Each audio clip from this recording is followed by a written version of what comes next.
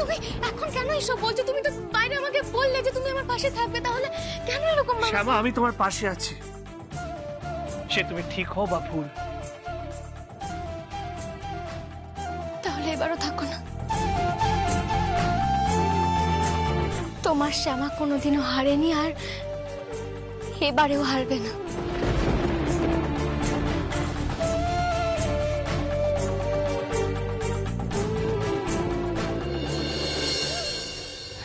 দেখো, আমাদের হাতে আর মাত্র 3 দিন সময় আছে। তাছাড়া ডাক্তারবাবু তো বললেন, তুমি তো নিজে শুনলে, ঠিক সময় মতো কেমিক্যালটা ওয়াশ হয়ে যাওয়ার জন্য ভোকাল কর্ডে খুব একটা ড্যামেজ হয়নি। হ্যাঁ, ডাক্তারবাবু এটাও বলেছিলেন যে কৃষ্ণা গান গাইলে সমস্যা হবে, কিন্তু সেটা তো শক পাওয়ার জন্য হতে পারে। উনি তো সেটাও বলেছিল, তুমি তো নিজে কানে শুনলে। তুমি বলো, তুমি তো শুনলে ওনার কথাগুলো। আচ্ছা শ্যামা, তুমি বলো, তোমার কি মনে হয় কৃষ্ণা এই অবস্থায় গান গাইতে পারবে? হ্যাঁ, পারবে গান গাইতে। তোমার হয়তো এখন মনে হচ্ছে যে ও পারবে না, কিন্তু দেখবে টোটকা ব্যবহার করার পর তোমার মনে হবে যে ও ঠিক গান গাইতে পারবে, ও খুব ভালোভাবে গান গাইতে পারবে। ছোট কথা,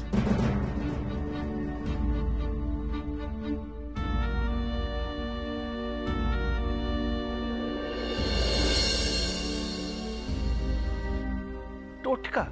হ্যাঁ, আমাদের গ্রামে যখন কারোর গলা খারাপ হয়ে যেত, তখন ঠিক করানোর জন্য বেশ কয়েকটা টোটকা ব্যবহার করা হতো। তার মধ্যে না কয়েকটা টোটকা আমিও জানি। শ্যামা, বড় বড় ইএনটিরা কিছু করতে পারলো না, আর তোমার মনে হয় তোমার এই টোটকা বাজিমাত করবে? প্লিজ শ্যামা, এই দিনে এসেও তুমি এইসব। তুমি কৃষ্ণা, তুই বল না, মা, তুই পারবি না?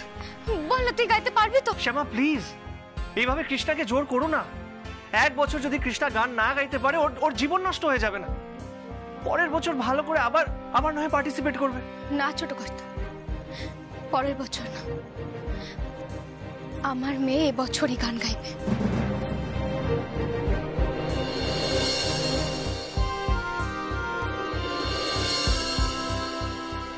কৃষ্ণা, তুই তোর বাবাকে বল না। তুই যা বলবি সেটাই করবো আমরা। তোর যদি ইচ্ছা না থাকে, একবারও জোর করবো না আমি। তুই তোর ইচ্ছাটা বল।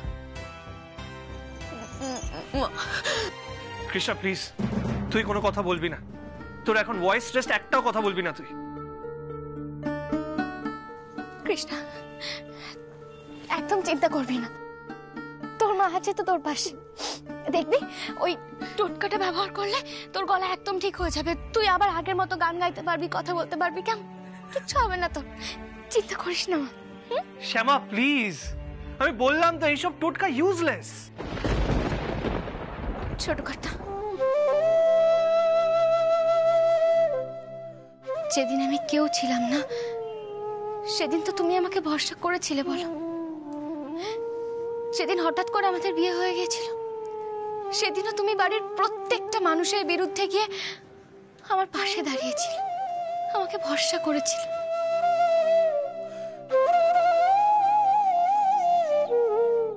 এমনকি কলকাতার সবথেকে বড় মঞ্চে যেদিনকে আমি গাইতে উঠেছিলাম, সেদিনও তুমি আমাকে ভরসা করেছিলে।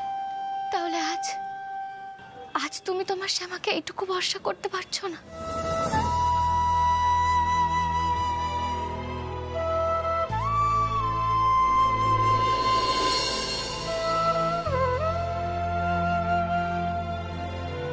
বলো না ছোট কর্তা, চুপ করে আছো কেন বলো? একদিন তুমি আমার ভরসায় অন্ধকারের ভয়কে জয় করেছিলে, তাহলে আজ কেন এত ভয় পাচ্ছ? কেন ছোট কর্তা? এটা ভয়ের বিষয় না শ্যামা, বিষয়টা হলো আমাদের মেয়ের জীবন মরণের।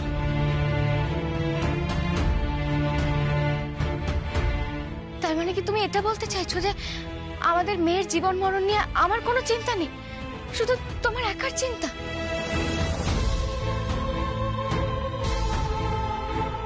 শ্যামা, তুমি তো নিজে দেখতে পারছো যে কৃষ্ণার শরীর খারাপ, অসুস্থ। অসুস্থ থাকবে না ছোট কর্তা, আমি তো বলছি আমাদের মেয়ে ঠিক হয়ে যাবে, একদম ঠিক হয়ে যাবে। শোনো না, ওর গানের শুটিং এর আগের দিন তো আমাদের পিকনিক, তুমি দেখবে সেখানে গিয়ে আমাদের মেয়ে গান গাইবে।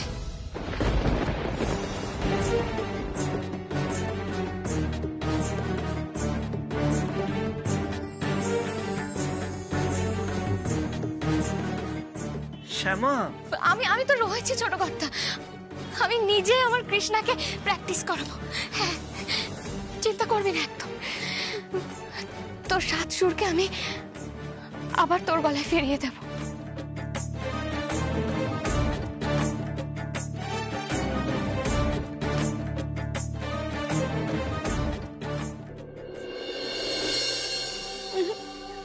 একদম কাঁদবি না।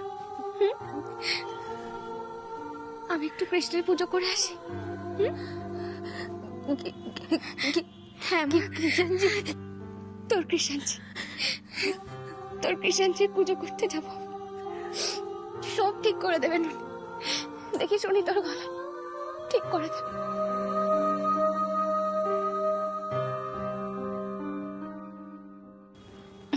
একদম চিন্তা করিস না।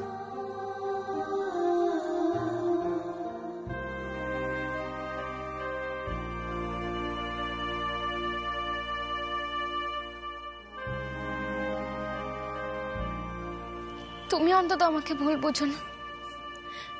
দেখো, তুমি না থাকলে আমি কিচ্ছু করতে পারবো না ছোট কর্তা। তুমি তো জানো, বলো, তুমি ছাড়া আমি কিচ্ছু না।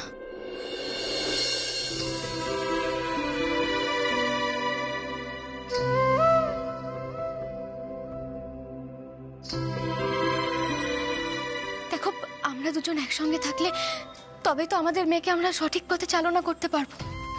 তুমি থাকবে তো আমার পাশে? বলো না, তুমি আমার পাশে থাকবে তো? বলো না, তুমি থাকবে না আমার পাশে?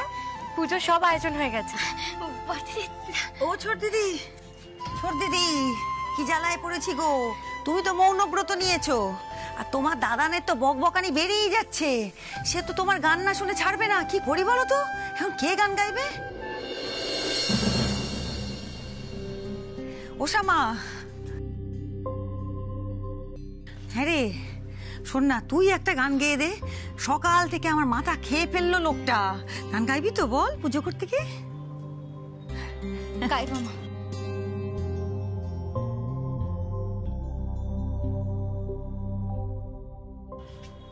আজ আমি আমার মেয়ের জন্য গান গাইবো।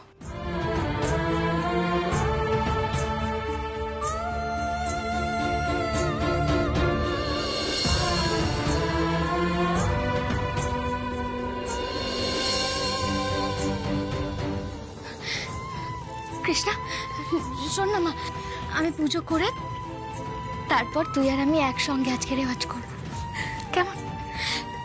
একদম কিন্তু চিন্তা করবি না। আমি যাই।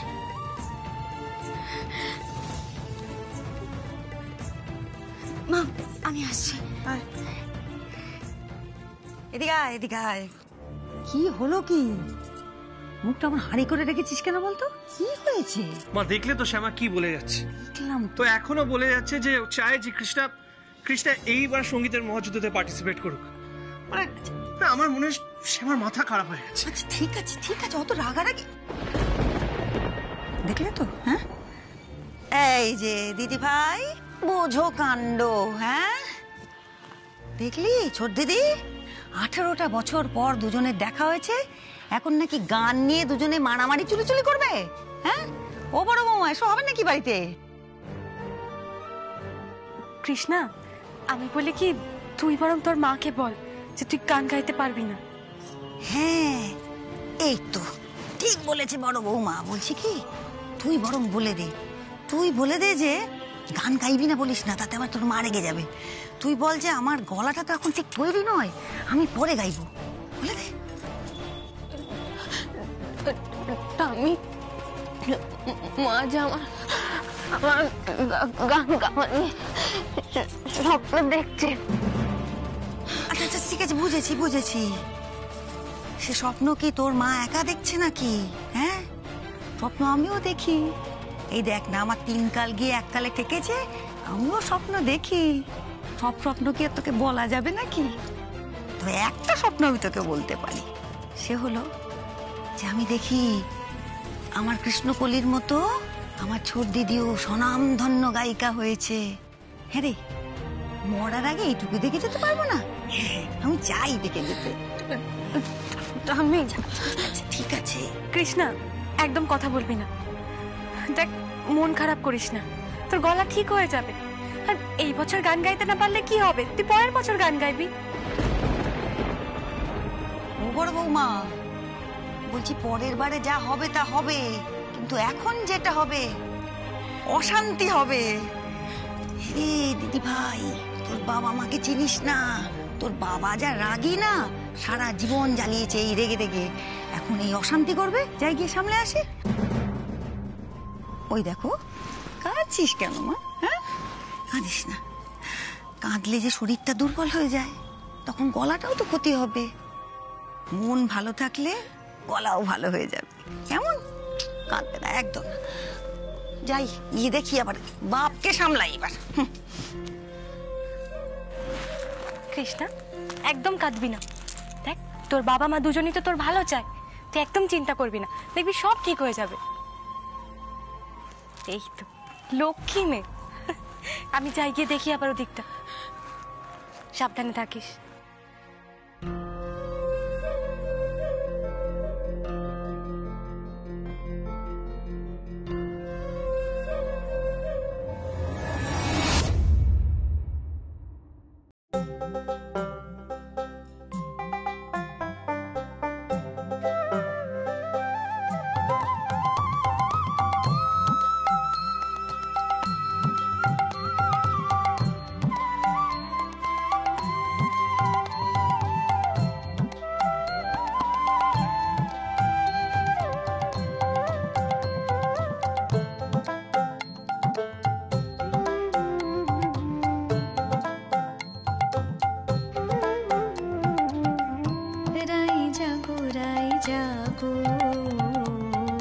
সুকোষারি বলে রাই জাগো সুকোষারি বলে কত নিদ্রা যাও গো রাতে শ্যামনগরের কোলে কত নিদ্রা যাও গো রাতে শ্যামনগরের কোলে রাই জাগো সুকোষারি বলে।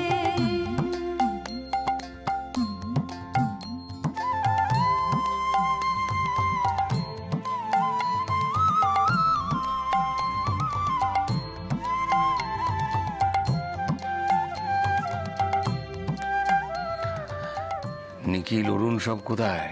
কাউকে তো দেখছি না। বললো যে অফিসে নাকি কি সমস্যা হয়েছে, দুজনে তো ফোন নিয়ে ব্যস্ত। অফিসের সমস্যা? কই আমাকে তো কিছু বললো না।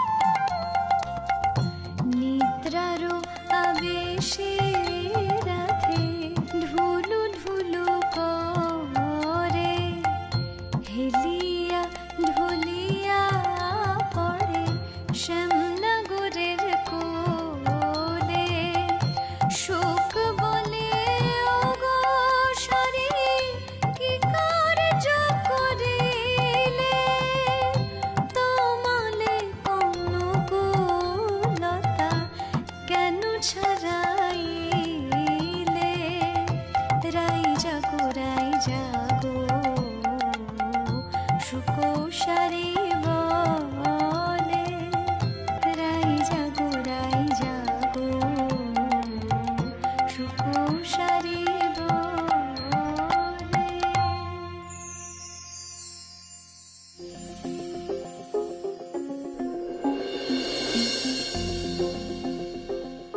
ওরে কতদিন পর তোর গান গুছিয়ে বসে শুনলাম বল। হ্যাঁ, মনে মনে সেই কোন পুরোনো দিনে ফিরে গিয়েছিলাম।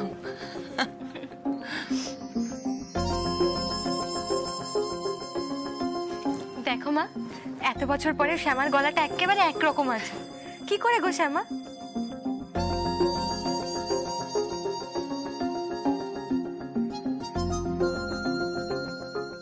শোন মা, যখন গানটা গাইবি তখন গলা থেকে না, শটটা পেটের ভেতর থেকে বার করবি, মানে মন দিয়ে গান গাইবি। তাহলে দেখবি গলায় একদম চাপ পড়বে না, তোর গান গাইতে একদম কষ্ট হবে না। আর গানটা শুনতেও স্নিগ্ধ মধুর লাগবে। এগুলো তো ব্যাকরণ, এগুলো তোকে শিখতে হবে, কিন্তু গানের আসল হলো ভালোবাসা, ভক্তি, প্রেম। তোর গানের প্রতি, সুরের প্রতি, এই বিশ্ব সংসারের প্রতি। তোর কাছে এগুলো সব আছে মা, তোর তো এগুলো নিয়ে ভাবার দরকার নেই। একদম ভাববি না তুই এগুলো নিয়ে। মা, একবার গান গানা, একটু চেষ্টা করে দেখ না, পারিস কিনা একটু চেষ্টা কর।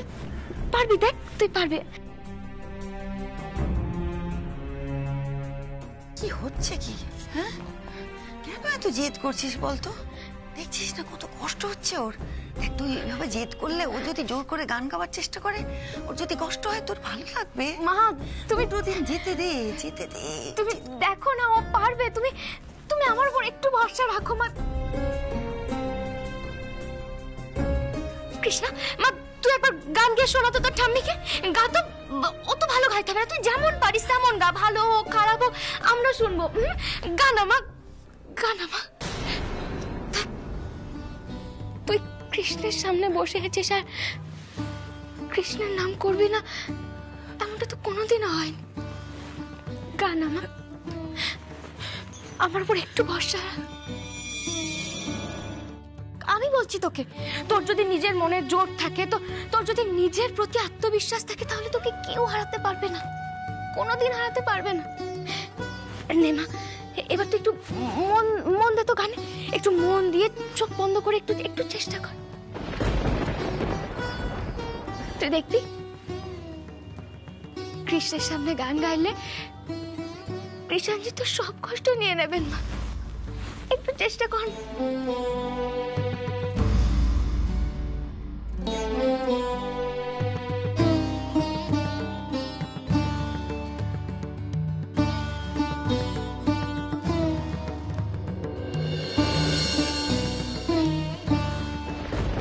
কৃষ্ণ,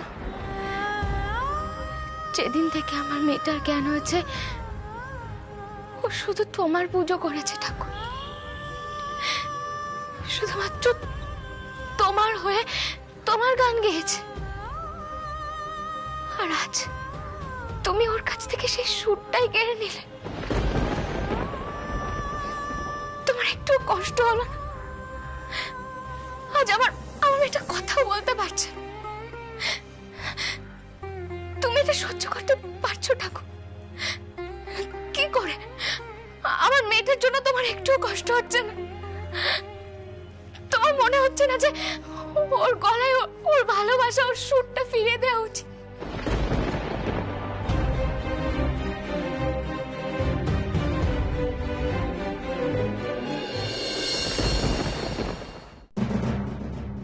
দাও না ঠাকুর, তুমি ওর ভালোবাসা, ওর সুর ফিরিয়ে দাও না ওর কাছে। যে মেয়ে আজ অব্দি কোনোদিনও তোমাকে খাবার না দিয়ে, কোনোদিনও তোমার সামনে গান না গিয়ে নিজের দিন শুরু করেনি, তাকে তুমি এতটা কষ্ট দিতে পারছো? তার কাছ থেকে তুমি তার ভালোবাসা কেড়ে নিতে পারলে কি করে?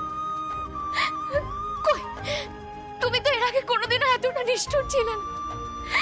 তাহলে আজ আমার মেয়ের সাথে তুমি কেন এরকম করছো? কেন ঠাকুর, কেন এরকম করছো তুমি আমার মেয়ের সাথে? বলো না ঠাকুর, কেন করছো তুমি এরকম? ফিরিয়ে দাও না আমার মেয়ের গলার সুর।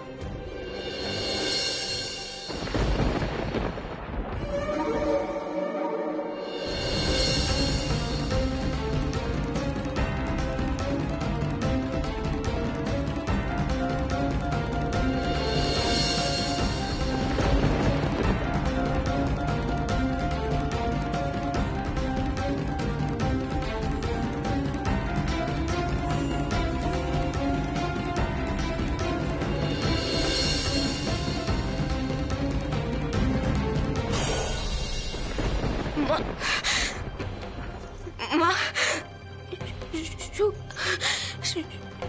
সুর আসছে না।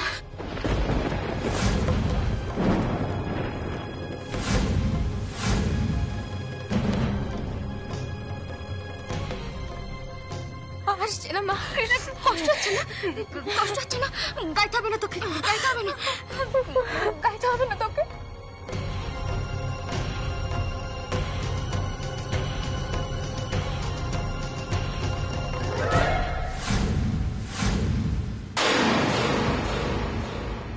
ঠাকুর, আমার মেয়েটাকে তো জন্মের পর থেকে আমি তোমাকেই দিয়ে দিয়েছিলাম। তোমার কৃষ্ণা আজ তোমার সামনে বসে তোমার চোখের দিকে তাকিয়েও গান গাইতে পারছে না। ও তো তোমাকে নিজের অভিভাবক মনে করে, আর ওর এই অবস্থা হয়ে গেল, তুমি সেটা আটকাতে পারলে না ঠাকুর? কেন, কেন আটকাতে পারলে না?